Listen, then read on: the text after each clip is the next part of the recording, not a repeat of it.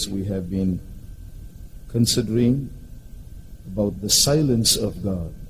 தேவனுடைய மௌனத்தை குறித்து இந்த நாட்களிலே நாம் கவனித்துக் கொண்டு வருகின்றோம். And our key verse for reading was Psalm 28 and verse 1. Unto thee will I cry, O Lord, my rock, be not silent to me, lest if thou be silent to me, I become like them that go down into the pit. இதனுடைய ஆரம்ப வசனம் 28ஆம் சங்கீதம் முதல் வசனம்.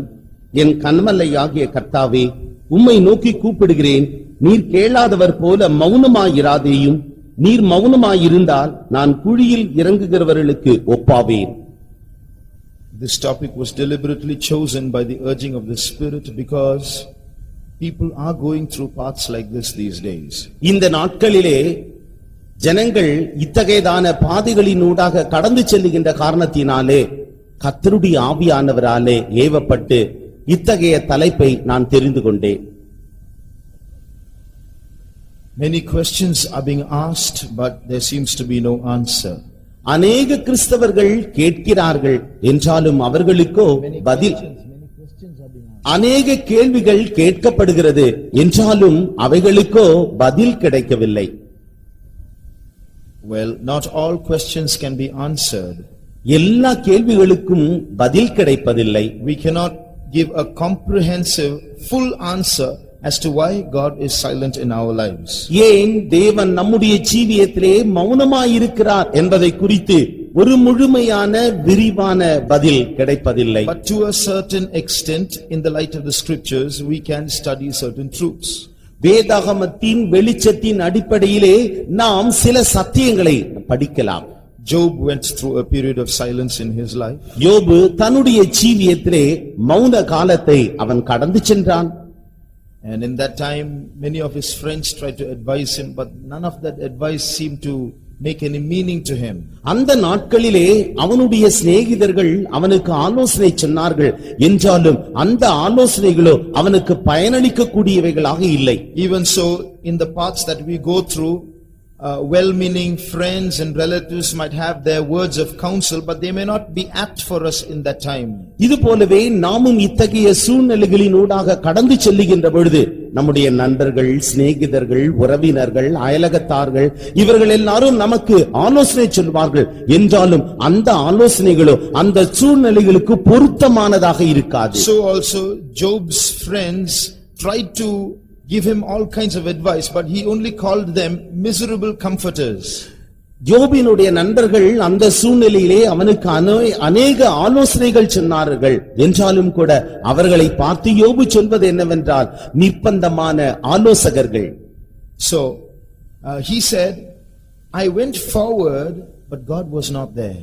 நான் முன்னே சென்றேன், அங்கு தேவன் இல்லை என்று அவன் சொல்லுகிறான். I went backwards, but I could not perceive him. நான் பின்னாக சென்றாலும் கூட அவரை என்னால் காண இயலவில்லை.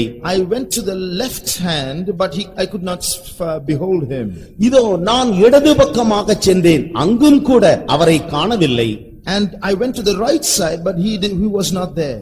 நான் வலது பக்கமாக சென்றேன், அங்கும் கூட அவர் இல்லை. So Job was saying, in the middle of all my trials, I tried to look for God, but God was not there. என்னுடைய சோதனைகளின் மத்தியிலே என் தேவனுக்காக நான் நோக்கி பார்த்தேன், அவரோ அங்கு இல்லை.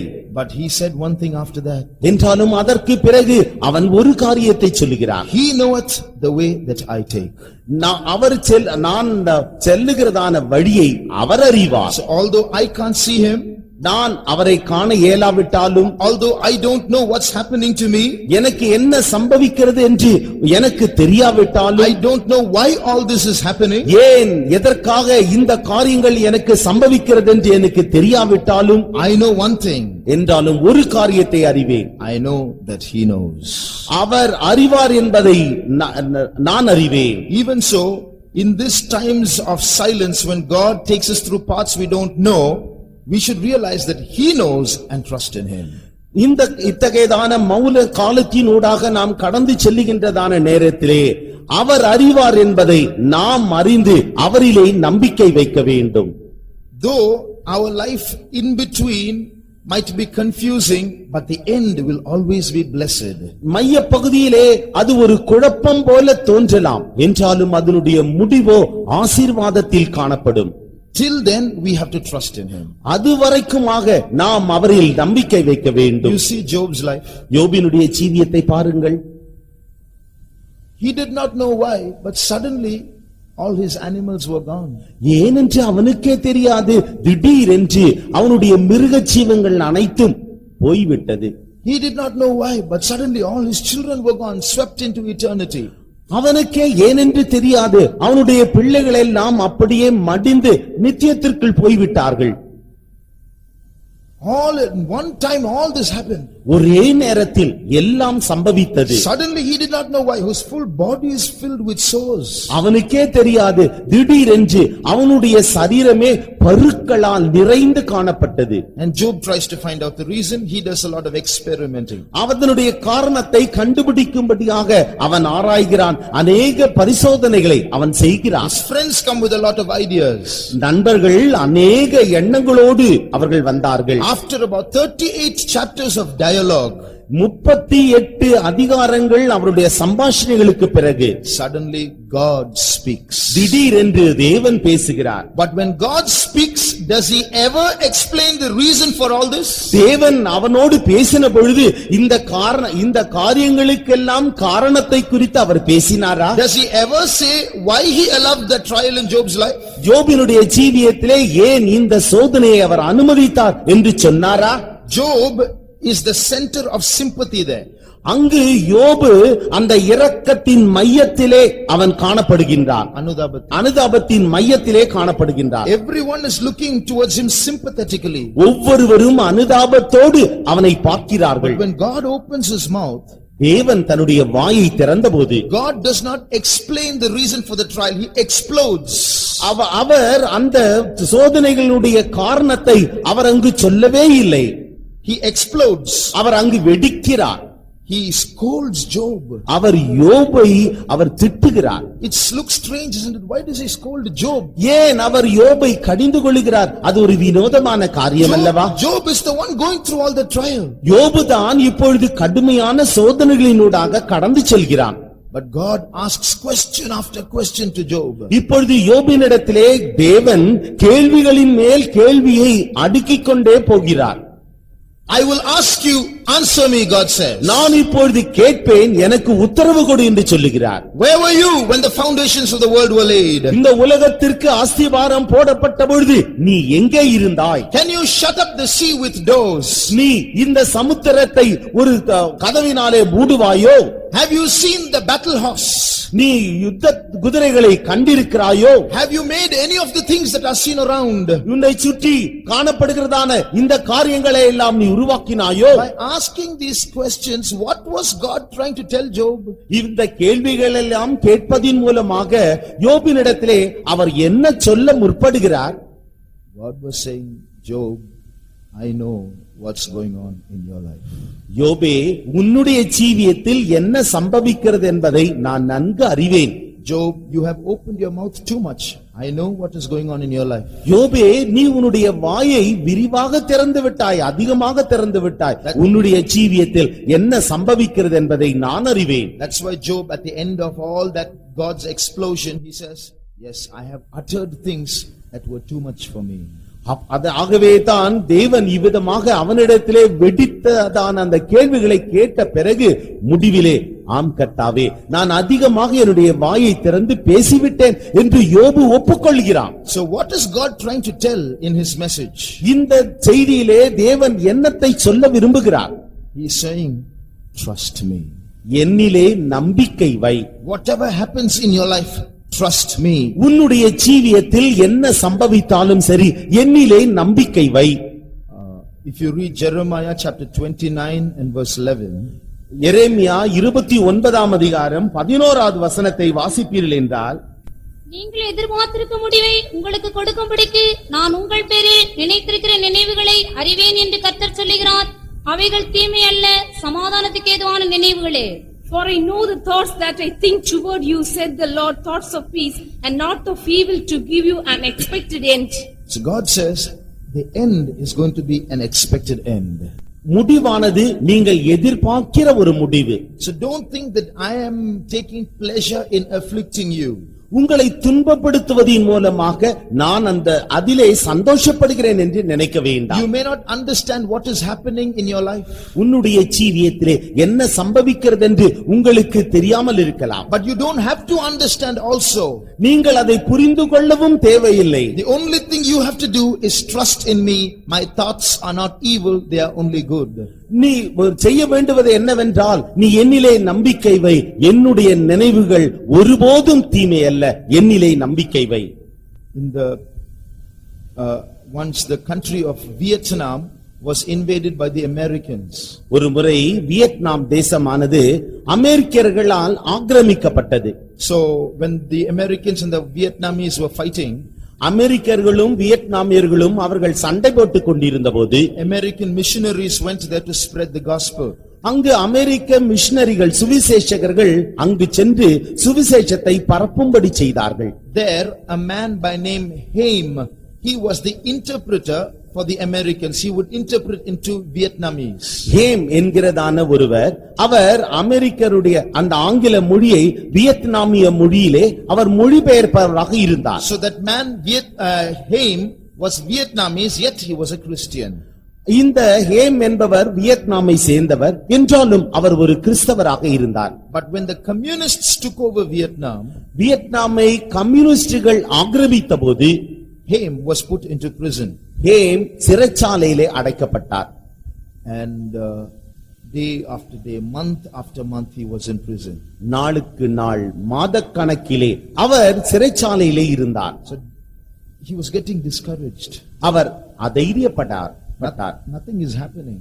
ஒன்றும் சம்பவிக்கவில்லை. I lived for God. நான் தேவனுக்கென்று ஜீவித்தேன். I interpreted for the Christians. நான் கிறிஸ்தவர்களுக்காக மொழிபெயர்த்தேன். I was spreading the gospel. நான் சுவிசேஷத்தை பரப்பினேன். And I went into prison for this. நான் இதற்காக சிறைச்சாலையிலே போடப்பட்டேன். Is there no end?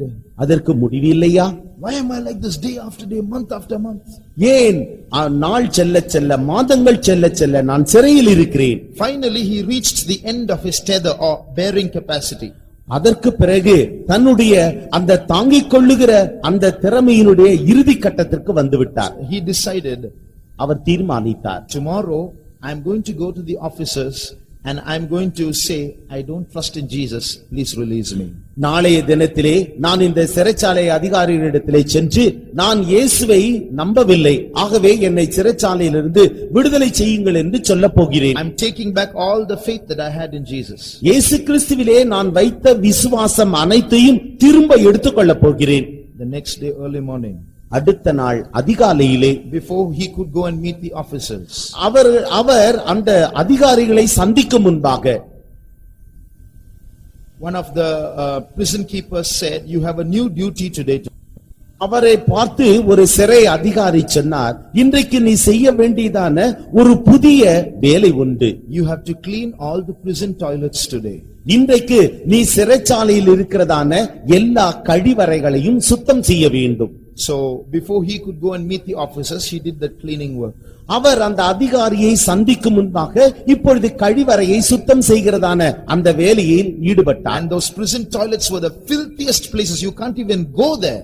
அந்த சிறைச்சாலையில் இருக்கிறதான கழிவறைகளானது மிகவும் அசுத்தமாக அவலட்சணமாக இருக்கும். அங்கு யாரும் செல்லவே முடியாது. But detesting that work, he went and did it.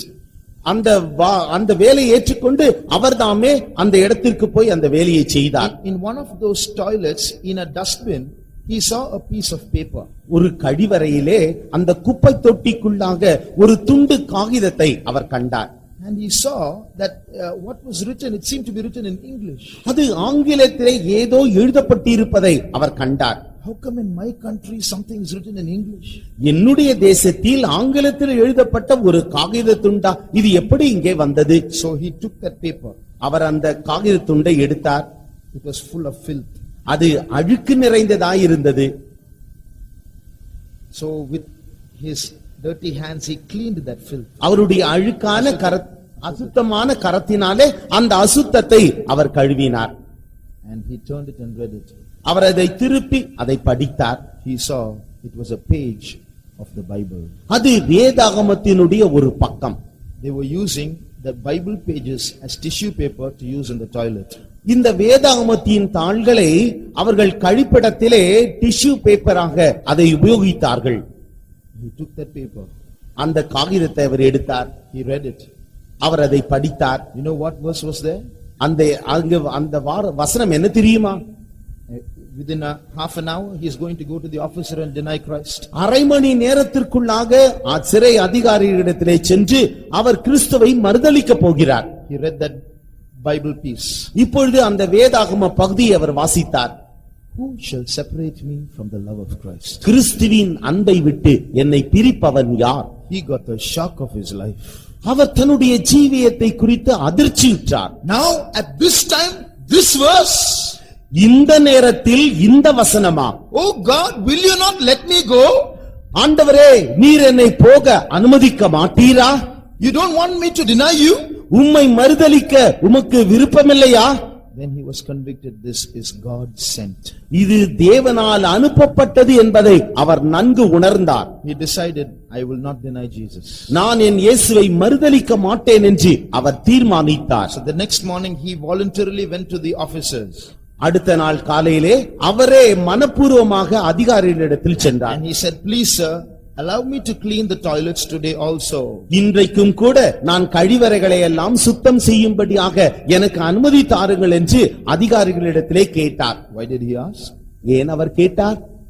He hoped to find one more Bible paper. இன்னொரு வேதாகம தாளை நாம் கண்டுபிடித்து விடுவோம் என்ற நம்பிக்கையோடு கேட்டார். Day after day he did his toilet cleaning duty and he collected the whole book of Romans. ஒவ்வொரு நாளும் இவ்விதமாக கழிப்பிடத்தை சுத்தம் செய்கிறதான பணியில் ஈடுபட்டு இந்த வேதாகமத்தின் காகிதங்களை எல்லாம் சேர்த்து முழு ரோமருக்கு எழுதின நிருபத்தையும் அவர் அப்படியே சேர்த்துக் கொண்டார். He was so happy he had part of the Bible in that prison. இப்பொழுது அந்த சிறைச்சாலையிலே வேதாகமத்தின் ஒரு புத்தகம் அவருடைய கையில் இருப்பதை குறித்து மிகவும் சந்தோஷப்பட்டார். Within a few days he was released. கொஞ்ச நாட்களுக்குள்ளாக அவர் விடுதலையாக்கப்பட்டார். So what he decided, he is not safe in Vietnam, he must flee the country. வியட்நாமிலே இனி பாதுகாப்பாக இருக்க முடியாது என்று கருதி அந்த வியட்நாமை விட்டு வெளியேற தீர்மானித்தார். So he and a few friends got together and started making a boat. இப்பொழுது அவரும் அவருடைய நண்பர்கள் சிலருமாக சேர்ந்து ஒரு படவை ஆயத்தம் பண்ணினார்கள். While the boat was getting ready, அந்த படகானது ஆயத்தமாக இருந்தபோது one day ஒரு நாளிலே 5 communist officers came to him. 5 கம்யூனிச அதிகாரிகள் அவரிடத்திலே வந்தார்கள். They said, come here. வா, நீ இங்கே வா. He got scared. Our பயந்தார். They said, we want to ask you something, tell us the truth. நாங்கள் உன்னிடத்திலே சிலவற்றை கேட்க விரும்புகின்றோம், உண்மையை சொல்லு. You are trying to escape from the country, aren't you? இந்த தேசத்தை விட்டு ஓடி போக நீ முயற்சிக்கிறாய், அப்படி அல்லவா? How do they know? இது இவர்களுக்கு எப்படி தெரியும்? He got so scared. He said, no, I'm not trying to escape. பயந்து நடுங்கி, இல்லை நான் இந்த தேசத்தை விட்டு ஓடி போக விரும்பவில்லை என்றார். Then they went away. அதற்கு பிறகு அவர்கள் போய்விட்டார்கள். He was so ashamed. அவர் மிகவும் வெட்கப்பட்டார். Lord, I'm a Christian.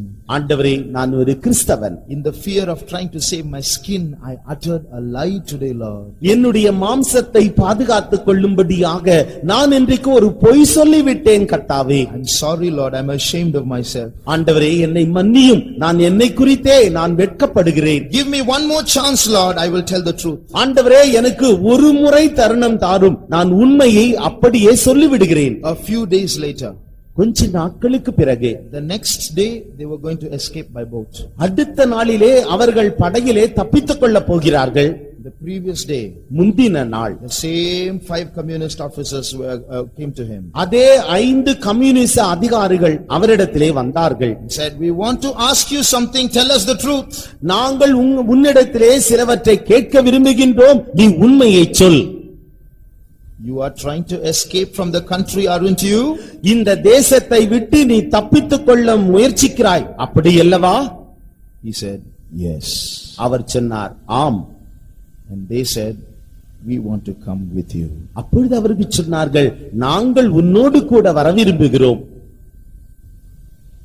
They were communist officers who wanted to defect from the country.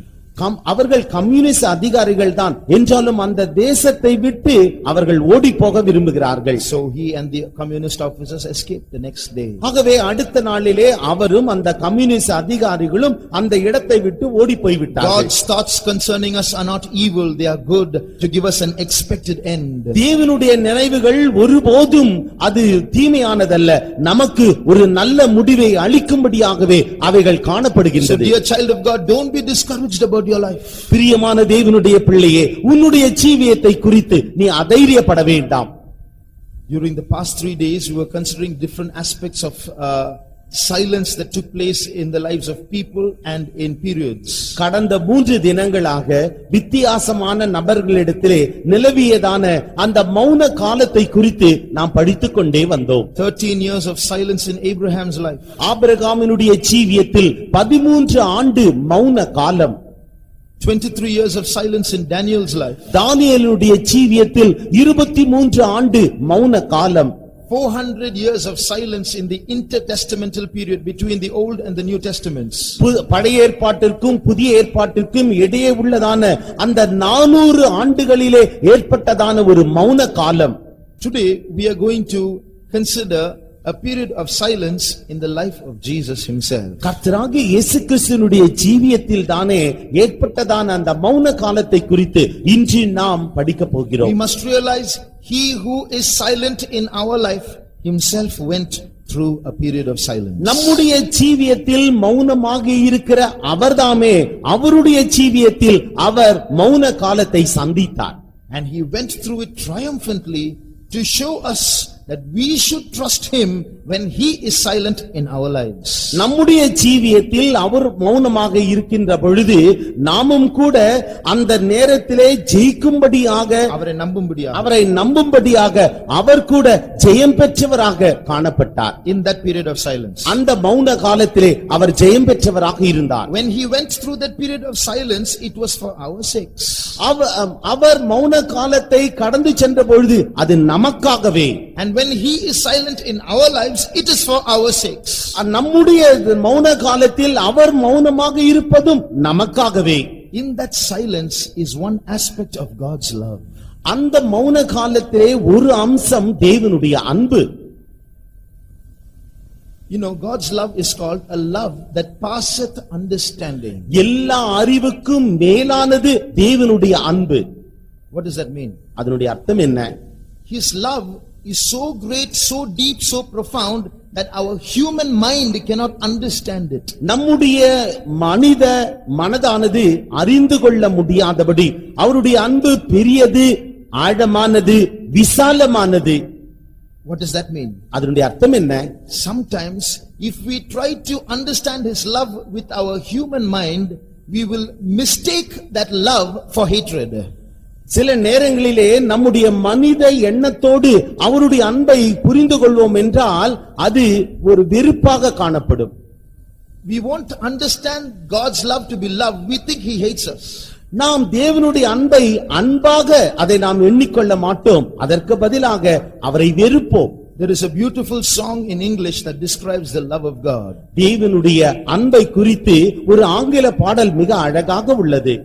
It says, the love of God is greater far than tongue or pen could ever tell. எந்த நாவோ அல்லது எந்த பேனாவோ சொல்லுவதற்கு மேலாக மிக அதிகமாக தேவனுடைய அன்பு காணப்படுகிறது என்று அந்த பாடல் சொல்லுகிறது. It goes beyond the highest star, it reaches to the lowest hell. எல்லா நட்சத்திரங்களுக்கும் மேலாக அது செல்லுகிறது, எல்லா ஆழங்களுக்கும் கீழாக அது செல்லுகிறது. And there is one beautiful stanza, I will explain it and then sing it. ஒரு அழகான ஒரு சரணம் உண்டு, அதை நான் முதலாவது அதை பற்றி சொல்லுகிறேன், அதற்கு பிறகு அதை பாடுகிறேன். The meaning of the stanza is this. அந்த சரணத்தினுடைய அர்த்தம் இதுதான். Suppose all the seas and oceans in this world were full of ink instead of water. இந்த உலகத்திலே காணப்படுகிறதான எல்லா சமுத்திரங்களும் மகா சமுத்திரங்களும் தண்ணீருக்கு பதிலாக இங்க் என்ற பொருளினாலே நிறைந்திருக்கும் என்றால், and suppose the whole sky was made of paper, parchment or paper. இந்த முழு வானமும் அப்படியே காகிதத்தினாலே காணப்படும் என்றால், suppose every stalk or every twig of a tree was a pen or a quill. ஒவ்வொரு மரத்தினுடைய கிளையும் ஒரு பேனாவாக அது காணப்படும் என்றால், and suppose every human being on earth was a scribe, a good writer. இந்த உலகத்திலே காணப்படுகிறதான ஒவ்வொரு மனுஷனும் மனுஷியும் ஒரு எழுத்தாளராக இருப்பார் என்றால், so the whole sea is full of ink, the whole sky is paper, every twig is a pen, every man is a writer. ஒவ்வொரு சமுத்திரங்களும் ஒவ்வொரு கடலும் மகா சமுத்திரங்களும் அது இங்காக இருக்கும் என்றால், ஒவ்வொரு மரத்தின் கிளையும் ஒரு பேனாவாக இருக்கும் என்றால், ஒவ்வொரு மனுஷனும் ஒரு எழுத்தாளராக இருக்கும் என்றால், வானம் முழுவதுமாக அது ஒரு காகிதமாக காணப்படும் என்றால், now if all those human beings start writing about the love of God, எல்லா மனித வர்க்கமும் சேர்ந்து அப்படியே தேவனுடைய அன்பை குறித்து எழுதுவார்கள் என்றால், the ocean will become dry. அந்த மகா சமுத்திரமானது வறண்டு போகும். And you can go on writing from sky to sky, you will run out of paper. அந்த வானங்கள் காகிதத்தினால் நிரம்பி இருக்கிறதே, ஒரு முனை தொடங்கி அடுத்த முனை வரைக்கும் எழுதிக்கொண்டே போனால் அந்த காகிதமானது முற்று பெற்றுவிடும். I will sing that song for you. அந்த பாட்டை உங்களுக்காக பாடுகிறேன்.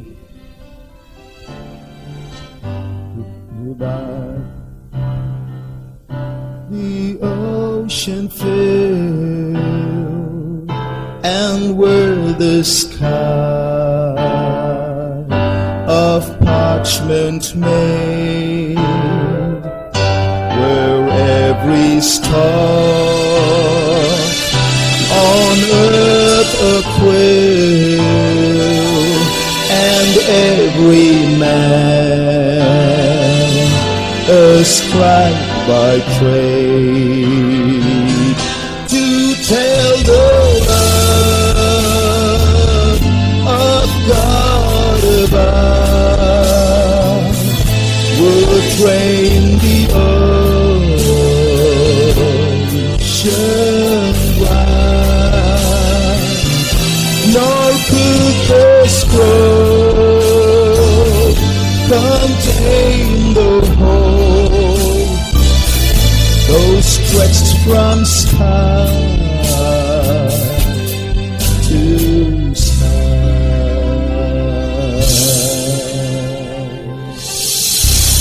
Praise the Lord. கர்த்தருக்கு ஸ்தோத்திரம். So, in God's love, தேவனுடைய அன்பிலே there are some things that we just cannot understand. நம்மால் புரிந்து கொள்ள முடியாத ஒன்று உண்டு. So profound, so large. அது மிகவும் பெரிதானது, மிகவும் அதிகமானது. And part of His love is His silence. அவருடைய அன்பின் ஒரு பகுதிதான் மௌனம். So when He is silent, we simply have to trust Him, realizing that He loves us. அவர் மௌனமாக இருக்கும் பொழுது நாம் அவரிலே நம்பிக்கை வைத்து அவர் நம்மை நேசிக்கிறார் என்பதை நாம் மனதில் இருத்திக் கொள்ள வேண்டும். Now when we consider the life of Jesus, இயேசுவினுடைய ஜீவியத்தை நாம் பார்க்கின்ற போது, from His birth to death, அவருடைய பிறப்பு முதற்கொண்டு மரணம் வரைக்கும் there was nothing for Him to enjoy. அவர் சந்தோஷப்படும்படியாக அனுபவிக்கும்படியாக ஒன்றுமில்லை. Look at His birth. அவருடைய பிறப்பை பாருங்கள். It was timed by God in such a way so that He may not have any place in any room for His birth. He should be born in a manger. அவர் பிறப்பதற்காக எந்த ஸ்தலமும் இல்லாத ஒரு சூழ்நிலையை, ஒரு நாளை தேவன் தாமே ஏற்படுத்தி அவர் மாட்டுக்கொட்டகையின் முன்னணியிலே பிறக்கும்படியாக தேவன் தாமே ஏற்படுத்தினார். God knew the time in which all Jews from all parts of the world have to go to their hometowns to be taxed. அவர்கள் குடிமதிப்பு எழுதப்படும்படியாக எல்லா யூதர்களும் தங்களுடைய தேசத்திற்கு அவர்கள் எல்லாரும் திரும்பி செல்லும்படியான ஒரு நாளை தேவன் தாமே நியமித்தார். The Caesar named it. God knew about that date. அந்த தீத்து ராயன் அதை எழுதினாலும், அகஸ்டஸ் சீசர் அதை சொன்னாலும் கூட தேவன் தான் அதை முன்குறித்தார். இல்ல God knew about that date. அந்த நாள் தேவனுக்கு தெரியும். So God prepared that. God knew in that particular day all the lodges, all the inns will be full of people. அந்த குறிக்கப்பட்ட நாளிலே எல்லா சத்திரங்களும் அது நிறைவாக மனுஷரால் நிரம்பி இருக்கிறது என்று அவருக்கு தெரியும். So God timed it in such a way that Jesus will be born on that day, so that there won't be any place in the houses or rooms. அந்த இடத்திலே எந்த சத்திரங்களோ எந்த அறைகளோ வாடகைக்கு கிடைக்காமல் இயேசு கிறிஸ்து அந்த மாட்டுக்கொட்டையின் முன்னணியிலே அவர் பிறக்க வேண்டும் என்று தேவனுக்கு தெரியும். So he was not born by accident in a manger. He was made to be born in a manger. ஏதோ எதிர்பாராத விதமாக அவர் மாட்டுக்கொட்டையின் முன்னணியிலே பிறந்தவர் அல்ல, அது முன்குறிக்கப்பட்டே அவ்வாறு நடந்தது. That was the will of the Father. அதுதான் பிதாவினுடைய சித்தமாக இருந்தது. And he was made to be born into a poor family. ஒரு ஏழை குடும்பத்திலே அவர் பிறக்கும்படியாக செய்யப்பட்டது. How do we know that he was born in a poor family? அவர் ஒரு ஏழை குடும்பத்திலே பிறந்தார் என்று நாம் எவ்வாறு அறிவோம்? If you turn to Leviticus chapter 12, லேவியராகமம் 12ஆம் அதிகாரம் and read verse 8. 8ஆம் வசனம். ஆட்டுக்குட்டியை கொண்டுவர அவளுக்கு சக்தி இல்லாதிருந்தால் 2 காட்டுப்புறாக்களையாவது 2 புறாக்குஞ்சுகளையாவது ஒன்றை சர்வாங்க தகன பலியாகவும் மற்றொன்றை பாவ நிவாரண பலியாகவும் கொண்டு வர கடவள். அதனால் And if she be not able to bring the lamb, then she shall bring 2 the turtles and 2 young pigeons. So here we see, if a person who is not able to bring a lamb, which means he cannot afford to bring a lamb, let him bring 2 turtle doves and 2 young pigeons.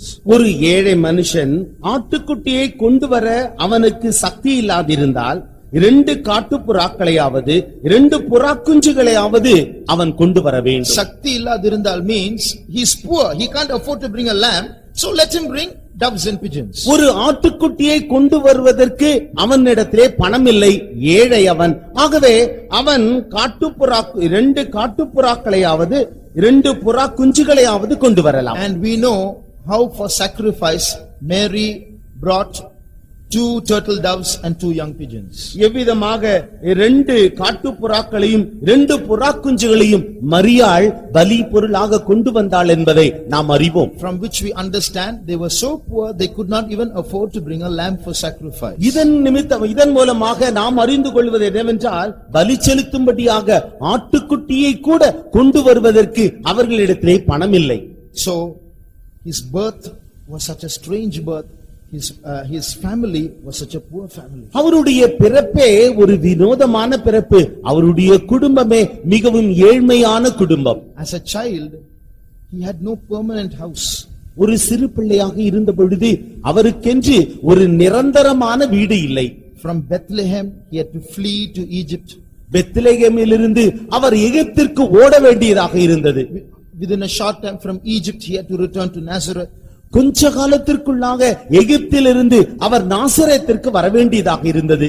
So in his childhood as a baby itself he had to travel from place to place. குழந்தை பருவமாக இருந்த பொழுதே இவ்விதமாக வித்தியாசமான இடங்களுக்கு அவர் பிரயாணம் செய்ய வேண்டியதாக இருந்தது. In his childhood he was deprived of so many things that a normal child should have. அவர் குழந்தையாக இருந்த பொழுதே ஒரு சாதாரண குழந்தை என்னவெல்லாம் பெற்றுக்கொள்ள வேண்டுமோ அதுவைகளெல்லாம் பெற்றுக்கொள்ள இயலாத ஒரு நிலவரத்திலே அவர் காணப்பட்டார்.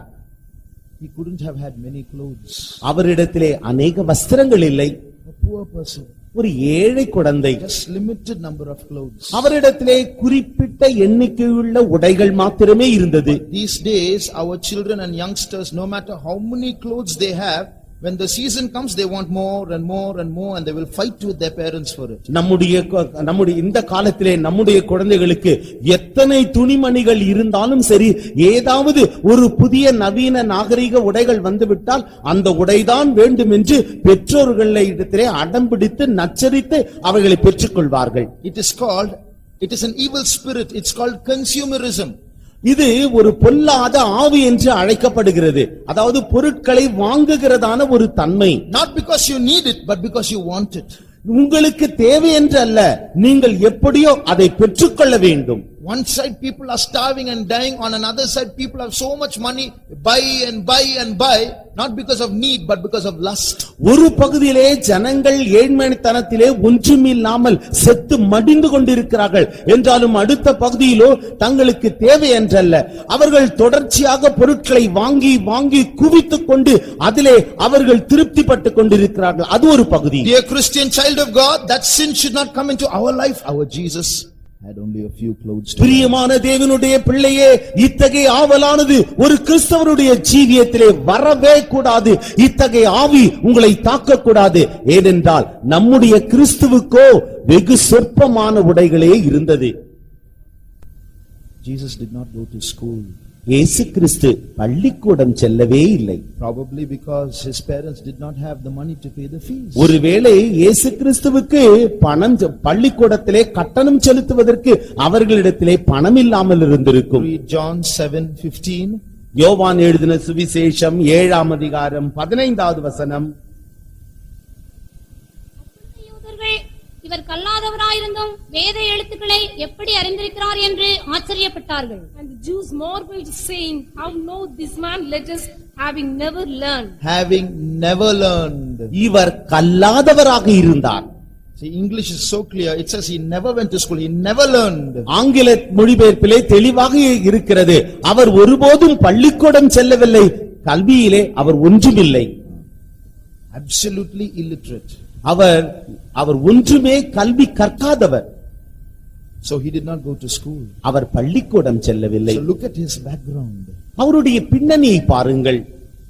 And when he grew up and became an adult, அவர் வளர்ந்து ஒரு இளைஞனாக மாறினபோது the Bible calls him a man of sorrows and acquainted with grief. வேதம் சொல்லுகிறது என்னவென்றால் துக்கங்கள் துயரங்கள் நிறைந்ததான ஒரு மனிதனாக அவர் இருந்தார். Isaiah chapter 53. ஏசாயா 53ஆம் அதிகாரம் verse 3. 3ஆம் வசனம். அவர் அசட்டை பண்ணப்பட்டவரும் மனுஷரால் புறக்கணிக்கப்பட்டவரும் துக்கம் நிறைந்தவரும் பாடு அனுபவித்தவருமாயிருந்தார். He is a despised and rejected man, a man of sorrows and acquainted with grief. In English it is said, he is a man of sorrows. துக்கம் நிறைந்தவராக அவர் இருந்தார் என்று ஆங்கிலத்திலே சொல்லப்பட்டிருக்கிறது. A man of sorrows. Our a man of sorrows. அவர் துக்கத்தின் மனுஷர். And acquainted with grief. பாடுகள் அனுபவித்தவர், துக்கங்கள் நிறைந்தவர். துக்கத்தோடு பழகினவர். துக்கத்தோடு அவர் பழகினவர். What does all this mean? இதனுடைய அர்த்தம் என்ன? This is not with the associated with the cross alone. இது சிலுவையோடு மாத்திரம் சம்பந்தப்பட்டதல்ல. Because who is a man of anger? ஒரு கோபத்தின் மனுஷன் யார்? He is a person who gets angry often. அவ்வப்போது அடிக்கடி கோபப்படுகிற மனுஷன். A man who gets angry just once, you can't call him a man of anger. ஒரே ஒரு முறை கோபப்படுகிற மனுஷனை பார்த்து இவர் கோபக்காரன் என்று சொல்ல மாட்டோம். So also this Jesus is called a man of sorrows, which means in his lifetime sorrow was part of his life. இந்த இயேசு கிறிஸ்து அவர் துக்கம் நிறைந்த மனுஷன் என்று அழைக்கப்படுகிறார். ஏனென்றால் அவருடைய ஜீவியமே துக்கத்தினால் அப்படியே கலந்து காணப்பட்டது.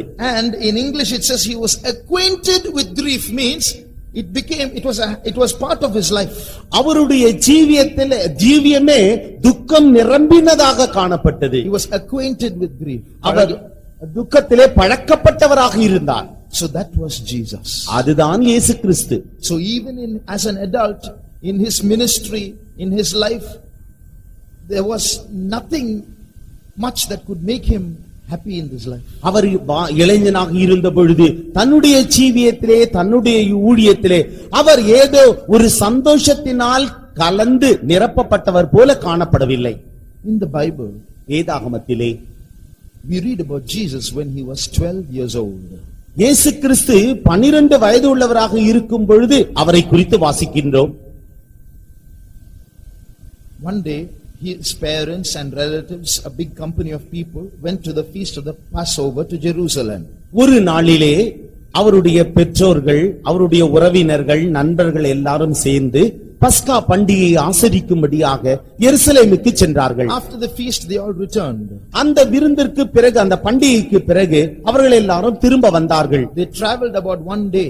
அவர்கள் ஒரு நாள் முழுவதும் கடந்து விட்டார்கள். And suddenly they found Jesus is missing. அப்பொழுது திடீரென்று பார்த்த பொழுது அங்கு இயேசு காணவில்லை என்பதை உணர்ந்தார்கள். 12 years old little Jesus is missing. 12 வயதுள்ளதான அந்த சிறிய இயேசு கிறிஸ்து அங்கு காணவில்லை. So they walked back that one day's journey. ஆகவே அவர்கள் ஒரு நாள் திரும்ப மறுபடியுமாக நடந்து வந்தார்கள். 3 days they were looking for him. 3 நாட்கள் அவரை தேடிக்கொண்டே இருந்தார்கள். Finally they found him in the temple. முடிவிலே தேவாலயத்திலே அவரை கண்டார்கள். They found him talking to doctors and lawyers. அங்கு வேத பாரகரோடும் பிரதானிகளோடும் அவர் பேசிக்கொண்டிருப்பதை கண்டார்கள். He was asking them questions and answering their questions. அவர் அவருடைய கேள்விகளுக்கு பதில் சொல்லுகிறார், அவர்களை பார்த்து இவர் கேள்வியும் கேட்கிறார். And Mary said, அப்பொழுது மரியாள் சொன்னார், what are you doing here? நீ இங்கு என்ன செய்து கொண்டிருக்கிறாய்? Don't you know that your father and I were looking for you all this while with great sorrow? பெரிய துக்கத்தோடு இந்த நாட்கள் எல்லாம் நானும் உன்னுடைய தகப்பனும் சேர்ந்து உன்னை தேடிக்கொண்டிருக்கிறோம் என்று உனக்கு தெரியாதா? Note that term that she says. அவர்கள் சொன்னதான அந்த வார்த்தையை பாருங்கள். Your father and I have sought you sorrowing. உன்னுடைய தகப்பனும் நானும் துக்கப்பட்டு தேடினோம். She says your father, referring to Joseph. உன்னுடைய தகப்பன் என்று சொல்லும் பொழுது யோசேப்பு. What did Jesus reply? இயேசு என்ன சொன்னார்? Why did you look for me? நீங்கள் ஏன் என்னை தேடுகிறீர்கள்? Did you not know that I must be about my father's business? என்னுடைய பிதாவுக்கு அடுத்த அலுவல்களிலே நான் ஈடுபட்டுக் கொண்டிருப்பேன் என்று உங்களுக்கு தெரியாதா? So what was he saying? அவர் என்ன சொல்லுகிறார்? Joseph is not my actual father. யோசேப்பு என்னுடைய உண்மையான தகப்பன் அல்ல. There is a heavenly father who is my real father. ஒரு பரலோக பிதா உண்டு, அவர்தான் என்னுடைய உண்மையான தகப்பன். So in that statement, that was what he was saying. அந்த நேரத்திலே அவர்தான் அதை சொல்லுகிறார்.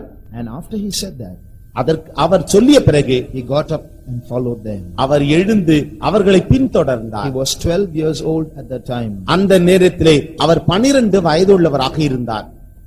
After that, அதற்கு பிறகு till the age of 30 30 வயது வரைக்கும் the Bible does not say what happened to Jesus. இயேசுவுக்கு என்ன சம்பவித்தது என்பதை குறித்து வேதாகமம் ஒன்றும் சொல்லவில்லை. You turn to Luke chapter 2. லூக்கா எழுதின சுவிசேஷம் 2ஆம் அதிகாரம். There you will see Jesus when he was 12 years old. இயேசு கிறிஸ்து 12 வயதுள்ளவராக இருப்பதை குறித்து நாம் அங்கு காணுகின்றோம். Verse 42. 42ஆம் வசனம். அவருக்கு 12 வயதான போது போதும். And when he was 12 years old, there we read of all the incidents that we see that we saw just now. அவருக்கு 12 வயதான பொழுது அங்கு நடந்ததான சம்பவங்கள் எல்லாவற்றையும் அதற்கு பிறகு நாம் ஒன்றன் பின் ஒன்றாக வாசிக்கின்றோம். In the next chapter we read about John the Baptist. அடுத்த அதிகாரத்திலே யோவான் ஸ்நானகரை குறித்து வாசிக்கின்றோம். But Jesus is not there. அங்கு இயேசு கிறிஸ்து இல்லை. The next time we see Jesus, நாம் அடுத்த முறை இயேசுவை பார்க்கின்ற போது it is chapter 3 verse 23. 3ஆம் அதிகாரம் 23ஆம் வசனம். அப்பொழுது இயேசு ஏறக்குறைய 30 வயதுள்ளவரானார். and Jesus himself began to be about 30 years of age.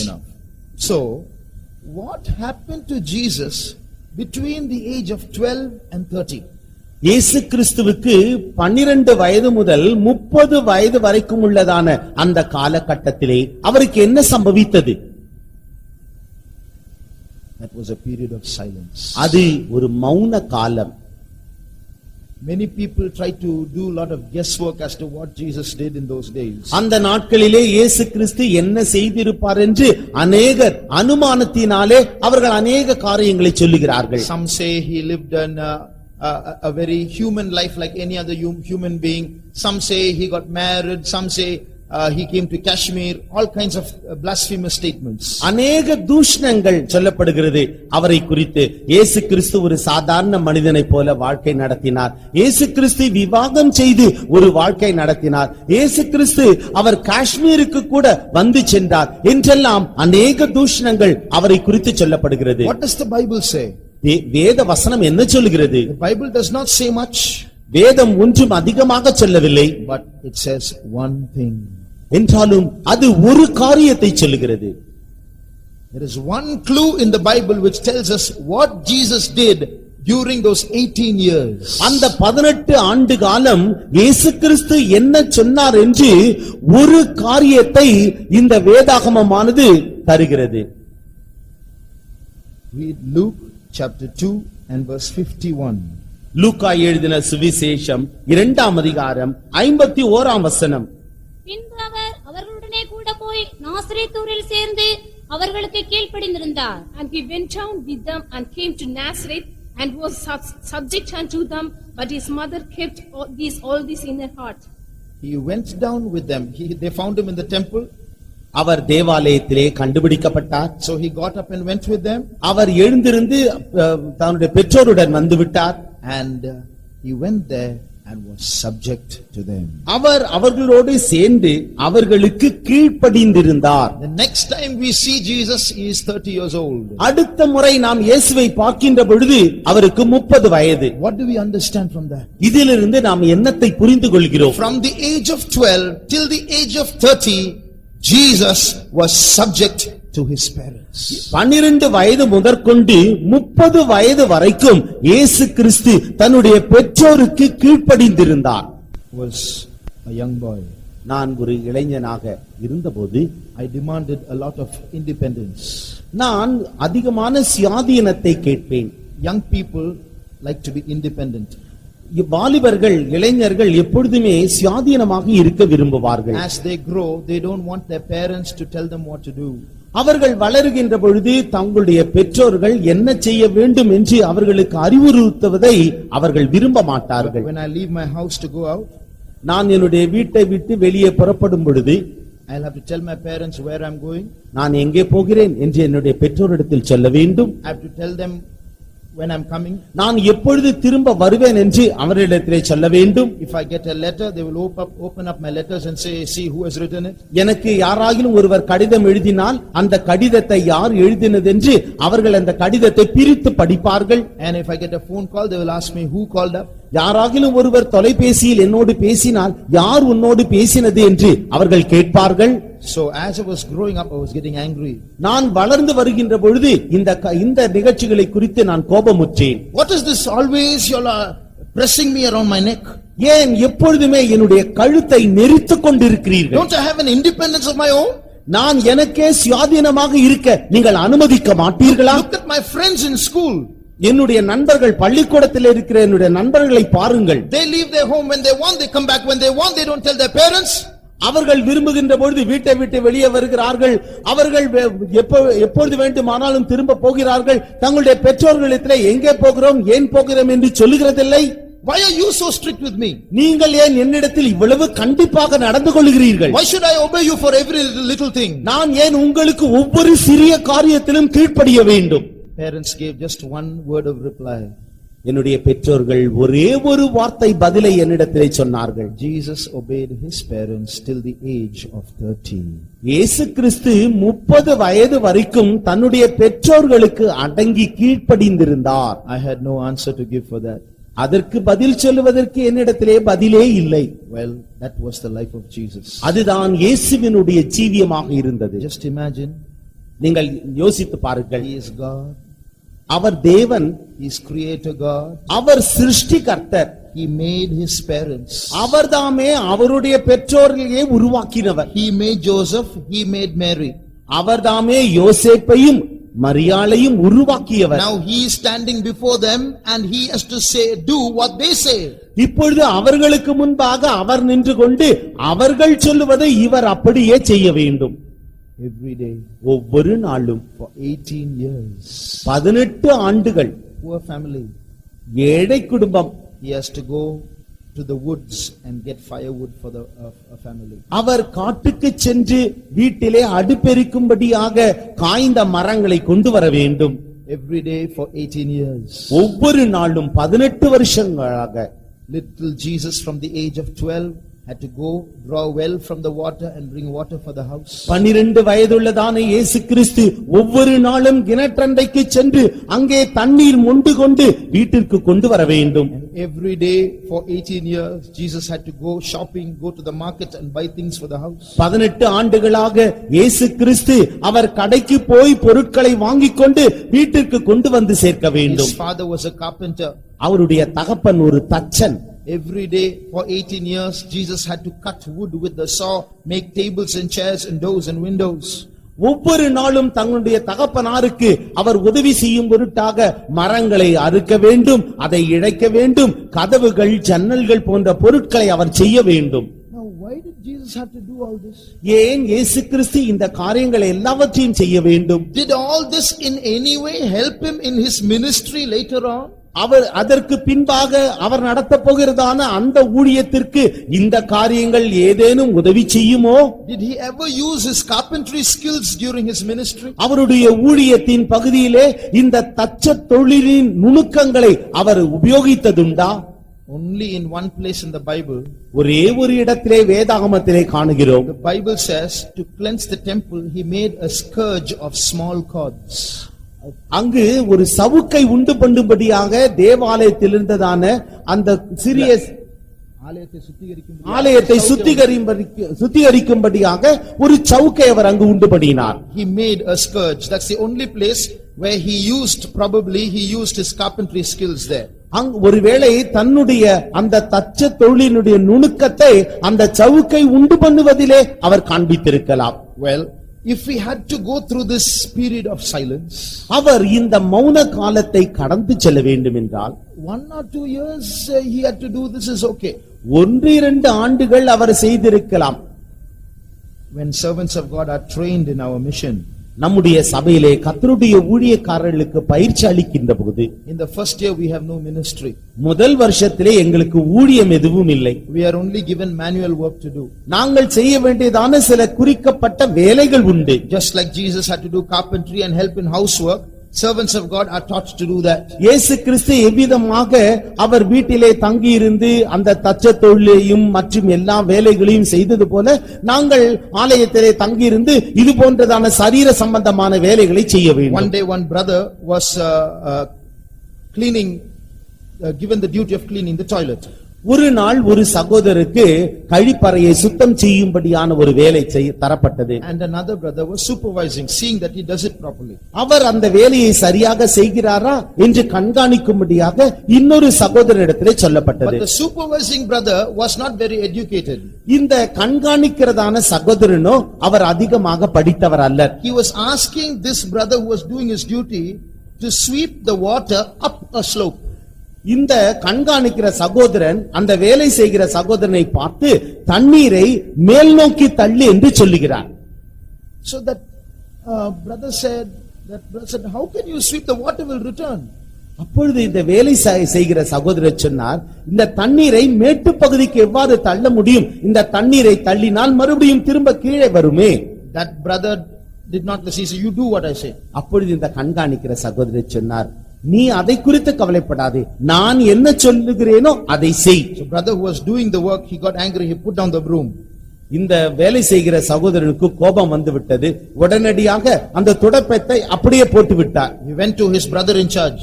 அவருடைய அந்த நடத்திப்புக்காரரிடத்திலே சென்றார். And said, he is making me sweep the water up a slope.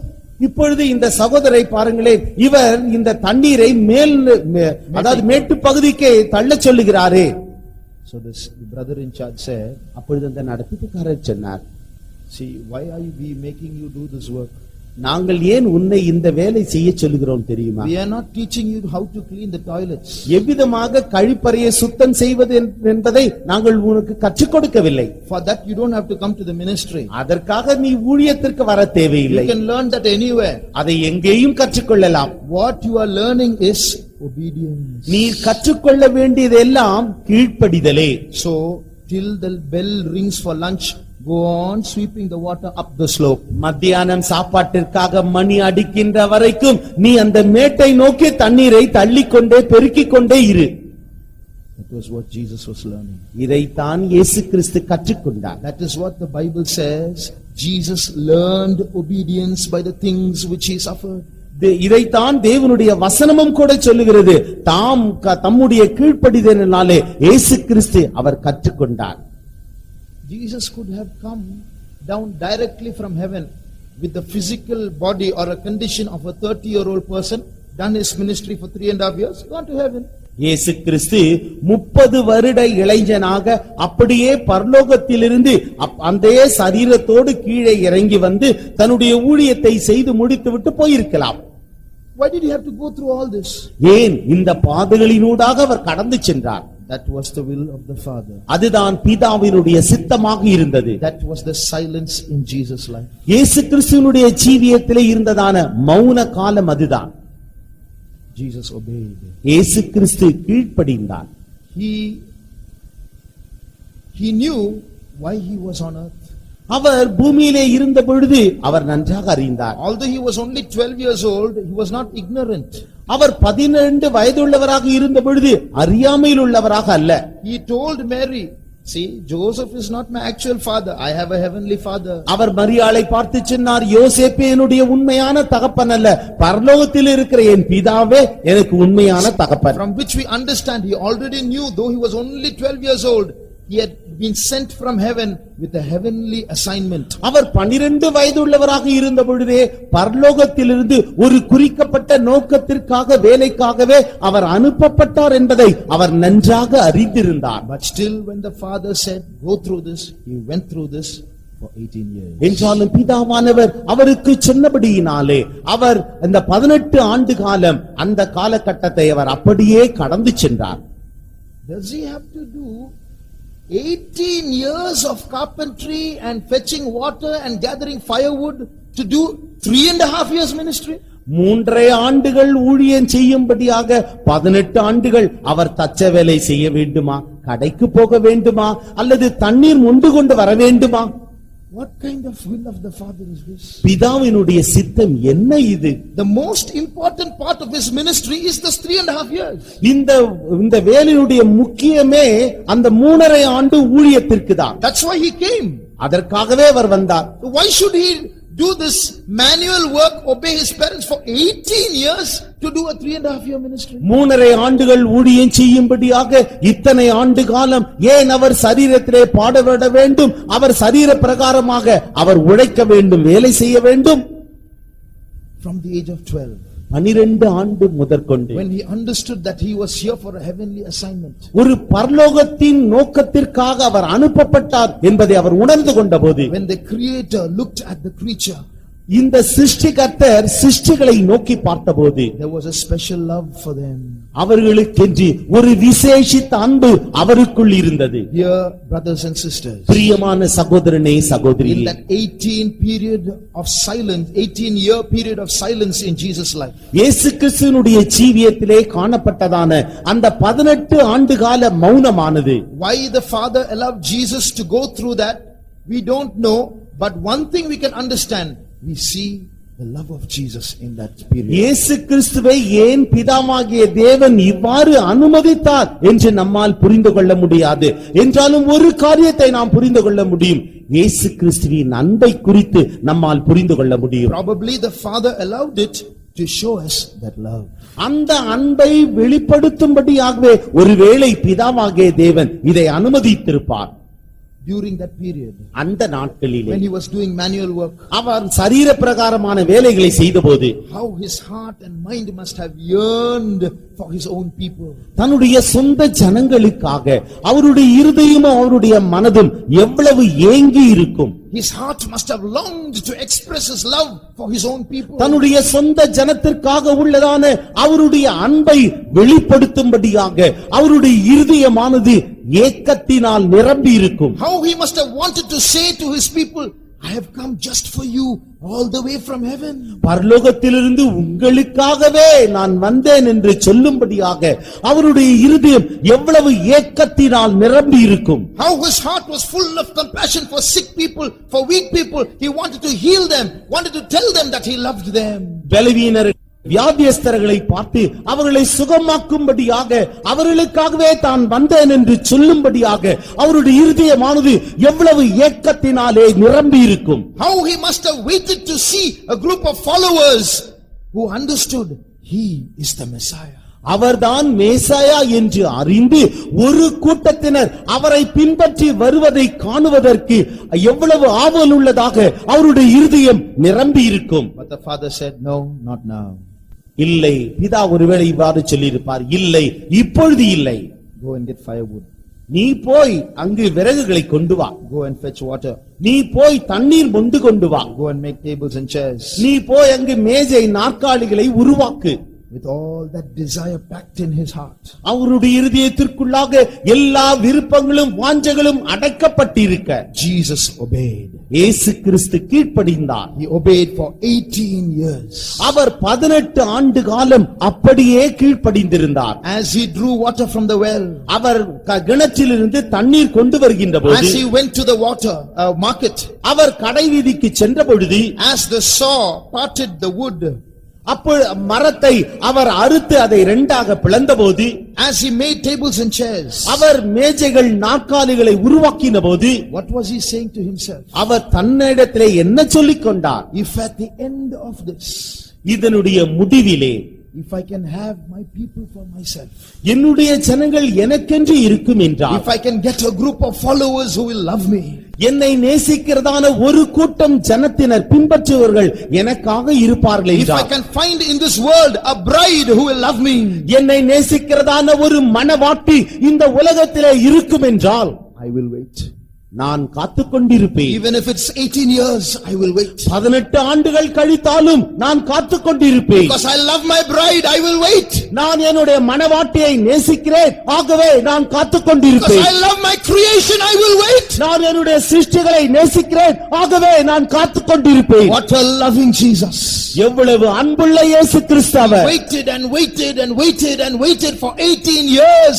Thinking of you and me, dear brother, dear sister. பிரியமான சகோதரனே, சகோதரியே, அவர் உன்னையும் என்னையும் அவர் நினைத்துக் கொண்டே 18 ஆண்டுகள் காத்துக் கொண்டிருந்தார், காத்துக் கொண்டிருந்தார், காத்துக்கொண்டே இருந்தார். If I have to wait for 18 years doing just domestic work in the house, and at the end of it from Madurai I can get a group of people to follow me, I will wait.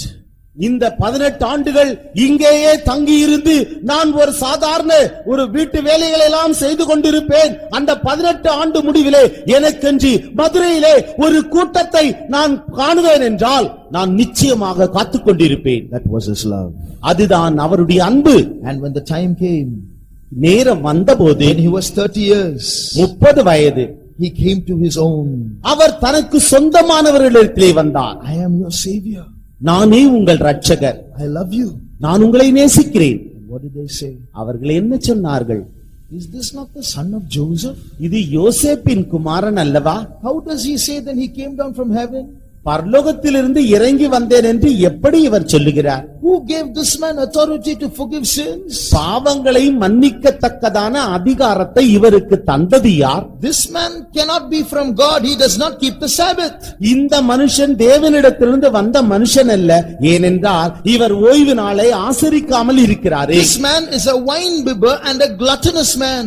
இந்த மனுஷன் போஜன பிரியனும் இவன் திராட்சரச மதுபான பிரியனுமாக இருக்கிறார். He casteth out devils by Beelzebub, the prince of the devils. பிசாசுகளின் தலைவனாகிய பெயல்செபூலினாலே இவன் பிசாசுகளை துரத்துகிறான். He has a devil. He is mad. Why do you listen to him? இவன் பிசாசு, இவன் பைத்தியக்காரன், நாம் ஏன் இவனுக்கு செவி கொடுக்க He வேண்டும்? waited for 18 years, and at the end of this is what he got. 18 ஆண்டுகள் அவர் காத்துக்கொண்டே இருந்தார். அந்த 18 வருஷ முடிவிலே இதுதான் அவருக்கு But சம்பவித்தது. dear brothers and sisters, பிரியமான சகோதரனே, சகோதரியே, many waters cannot quench love. அநேக திரட்சியான தண்ணீர்கள் நம்முடைய தாகத்தை தீர்க்க மாட்டாது, நேசத்தை அவிக்க மாட்டாது. Many waters cannot quench love. திரளான தண்ணீர்கள் நேசத்தை அவிக்க மாட்டாது. What was that many waters? அந்த திரளான தண்ணீர்கள் என்றால் என்ன? Hatred that the people had for Jesus. இயேசு கிறிஸ்துவினிடத்திலே அவருடைய ஜனங்கள் காட்டின வெறுப்புணர்ச்சி, Their enmity, அவருடைய விரோத மனப்பான்மை, their blasphemy, அவருக்கு விரோதமாக சொன்ன தூஷணம், and their rejection. அவருடைய புறந்தள்ளுதல். Every day he saw it. ஒவ்வொரு நாளும் அவர் தேடினார். But that could not quench his love. என்றாலும் அவருடைய அன்பை நேசத்தை அவைகள் தணிக்கவில்லை. He walked on. அவர் நடந்தார். The love made him walk on. அவருக்குள்ளே இருந்த அன்பானது அவரை முன்னோக்கி செல்ல Man hated him, but he loved man and walked on. மனிதர்கள் அவரை வெறுத்தாலும் கூட அவர் அவர்களை நேசித்து அவர் நடந்து கொண்டே இருந்தார். Finally they said, this man should not live on the earth. Away with this man. முடிவிலே இந்த மனுஷன் இந்த உலகத்திலே சஞ்சரிக்க கூடாது, இவனுடைய கதையை முடித்து விட வேண்டும். How much he loves you and me. எவ்வளவுக்கு அதிகமாக அவர் உன்னையும் என்னையும் நேசித்தார். He could have said, அவர் ஒருவேளை சொல்லி இருக்கலாம், 18 years I waited. 18 ஆண்டு காலம் நான் காத்துக் கொண்டிருந்தேன். Came down all the way from heaven. பரலோகத்திலிருந்து நான் அப்படியே வந்தேன். What harm did I do to you? நான் உங்களுக்கு செய்ததான தீமை என்ன? Is this the way you deal with me? இத்தகைய வழிமுறைகளில் தான் நீங்கள் என்னோடு இடைபட வேண்டுமா? I am going back. நான் திரும்ப போகிறேன். And we would have been doomed for hell. நாம் அக்னிக்கு இரையாக, அப்படியே நரக அக்னிக்குள்ளாக தள்ளப்பட்டிருப்போம். But love did not do that. என்றாலும் அவருடைய அன்பு அவ்விதமாக செய்யவில்லை. He walked through that hatred.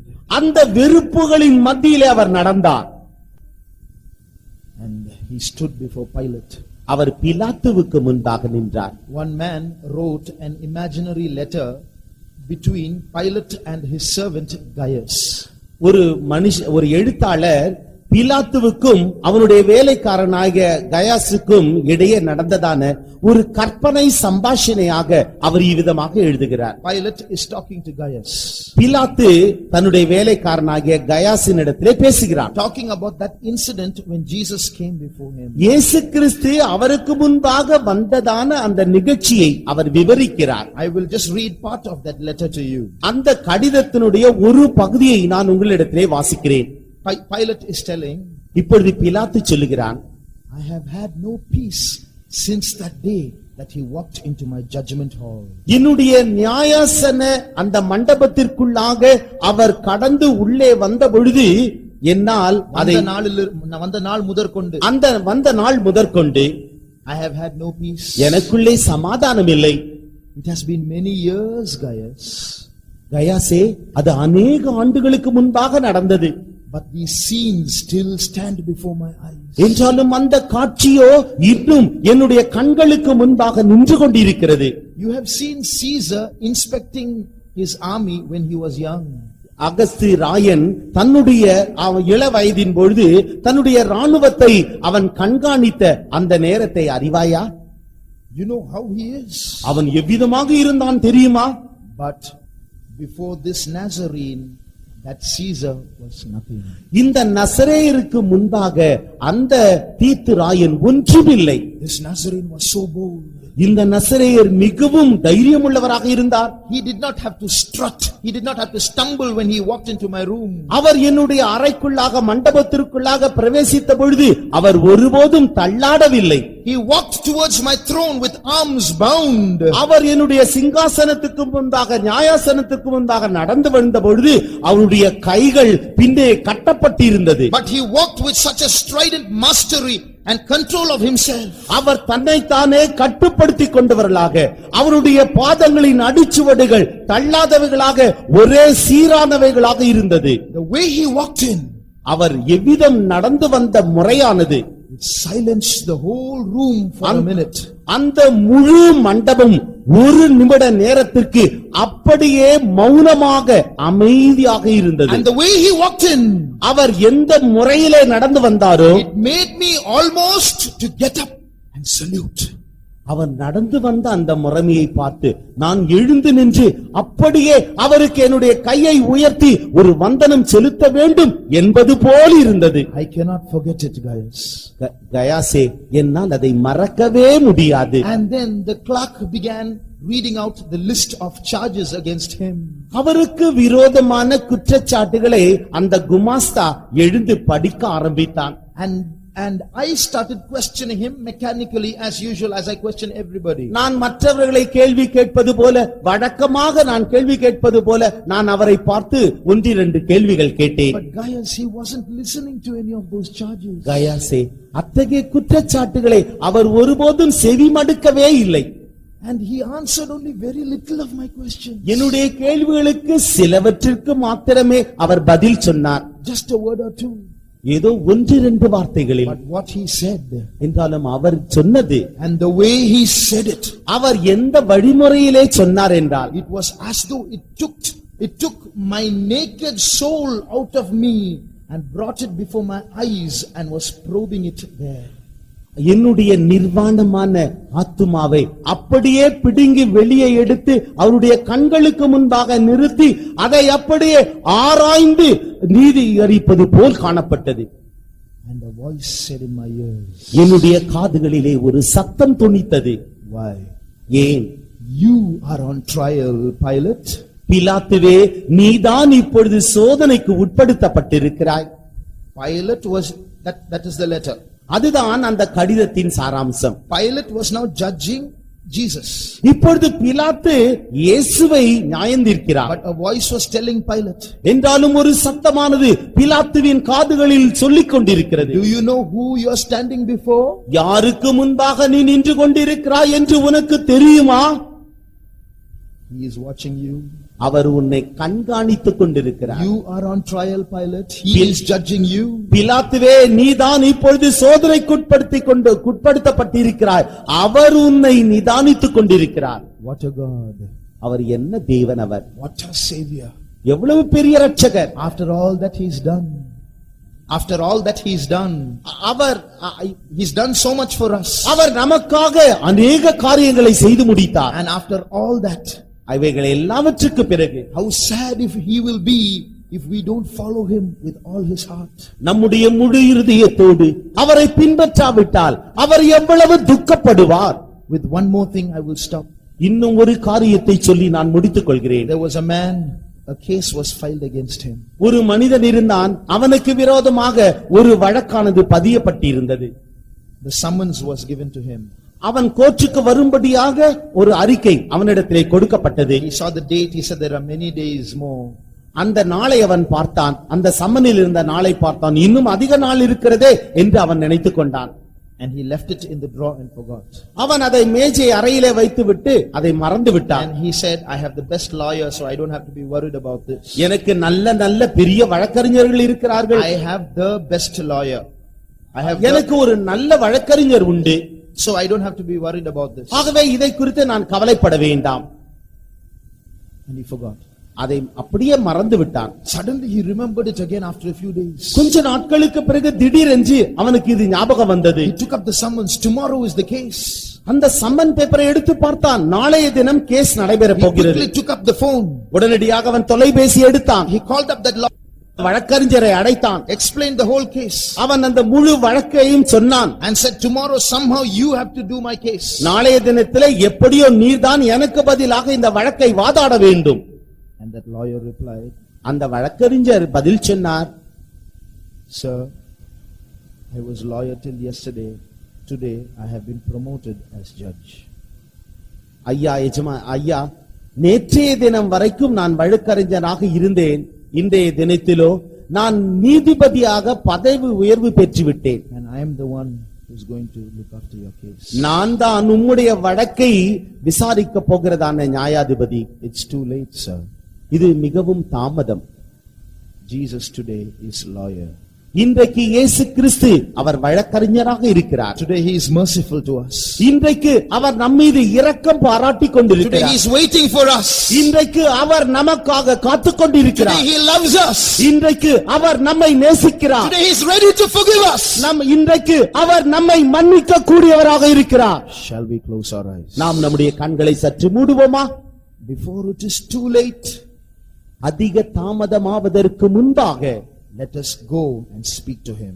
நாம் அவரிடத்தில் போய் அவரோடு பேசுவோமாக. Let us ask him our pardon. நம்முடைய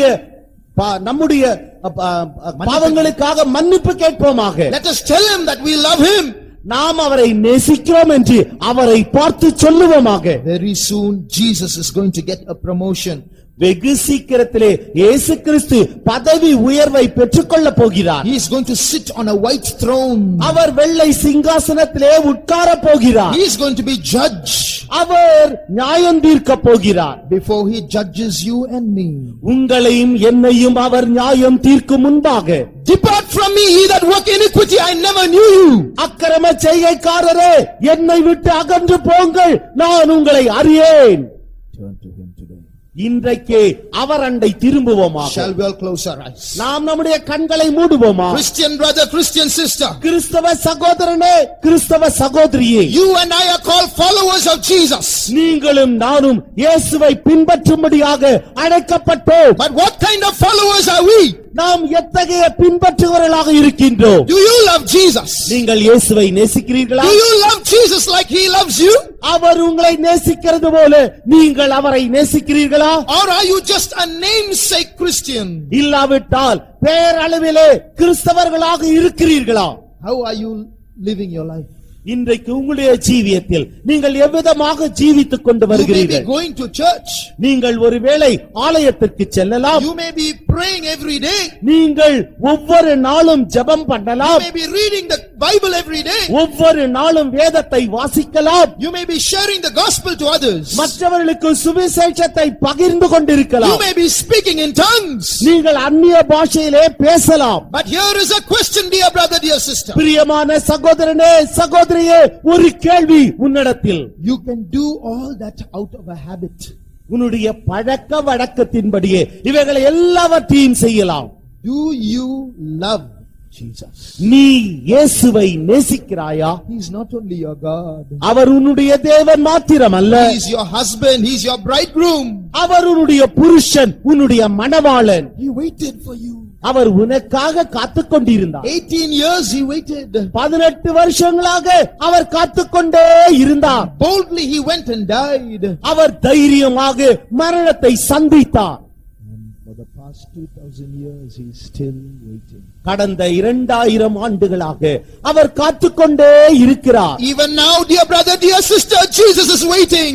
இப்பொழுதும் கூட பிரியமான சகோதரனே, சகோதரியே, இயேசு கிறிஸ்து உனக்காக காத்துக்கொண்டே இருக்கிறார். He won't wait forever. அவர் எப்பொழுதுமே காத்துக்கொண்டிருக்க He's மாட்டார். coming soon. அவர் சீக்கிரமாக வரப்போகிறார். Will you be ready to meet him? அவரை சந்திக்கும்படி நீ ஆயத்தமாக இருக்கிறாயா? For 1 minute, ஒரு நிமிடத்தில் with our eyes closed, நம்முடைய கண்களை மூடிய வண்ணமாக shall our hearts turn to the Lord? நம்முடைய இருதயம் தேவரண்டை திருப்பப்படுவதாக. Lord, I don't want to be left behind. ஆண்டவரே, நான் கைவிடப்பட விரும்பவில்லை. Lord, I want to be a bride. ஆண்டவரே, நான் உம்முடைய மணவாட்டியாக இருக்க Lord விரும்புகிறேன். Jesus, I want to go when you come. இயேசு கிறிஸ்துவே, நீர் வரும்பொழுது நான் உம்மோடு கூட வர விரும்புகிறேன். Lord, I acknowledge I'm a sinner. ஆண்டவரே, நான் பாவி என்பதை ஒப்புக்கொள்கிறேன். Everybody thinks I'm a good Christian, but I know in my heart I'm a terrible sinner. ஒவ்வொருவரும் நான் ஒரு நல்ல கிறிஸ்தவன் என்று எண்ணிக்கொண்டிருக்கிறார்கள். என்றாலும் நானோ ஒரு கொடுமை நிறைந்த பாவி என்பதை நான் உணர்கிறேன். But I don't want to be like this, Lord. ஆண்டவரே, நான் இப்படியே இருக்க விரும்பவில்லை. Change me, Lord. ஆண்டவரே, என்னை மாற்றும். Have mercy on me, Lord. ஆண்டவரே, என் மீது இரக்கமாயிரு. Shall we all cry out to the Lord? நாம் எல்லாரும் இயேசுவை பார்த்து கதறுவோமா? Can he find a bride in Pasumalai? பசுமலையிலே தன்னுடைய மணவாட்டியை அவர் காண்பாரோ? Will he just see a group of namesake Christians, or will he see his bride who loves him? பேரளவிலே பேர் கிறிஸ்தவர்களை அவர் காண்பாரோ, அல்லது உண்மையாகவே அவரை நேசிக்கிற தன்னுடைய மணவாட்டியை அவர் காண்பாரோ? If you are his bride, நீ அவருடைய மணவாட்டியாக இருப்பாய் என்றால் now tell him, Lord, I love you. இப்பொழுதே அவரை பார்த்து, தேவனே, இயேசுவே, நான் உம்மை நேசிக்கிறேன் என்று சொல். Tell him, Jesus, I love you. இயேசு கிறிஸ்துவே, நான் உம்மை நேசிக்கிறேன் என்று அவரை பார்த்து சொல். Cry out to him. அவரை நோக்கி கதறி அழு. Let tears roll down your eyes. உன்னுடைய கண்களிலிருந்து கண்ணீர் தாரை தாரையாக வடியட்டும். Let your heart be a contrite heart. உன்னுடைய இருதயமானது நொறுங்குண்ட இருதயமாக இருக்கட்டும். Change me, Lord. ஆண்டவரே, நீர் என்னை மாற்றும். Give me, Lord. ஆண்டவரே, நீர் என்னை மன்னியும். Give me a heart that loves you, Lord. ஆண்டவரே, உம்மை நேசிக்க தகுந்ததான ஒரு இருதயத்தை எனக்குள்ளே தாரும். Today I turn back to you, Lord. இன்றைக்கு நான் உம்மண்டை திரும்புகிறேன் கர்த்தாவே.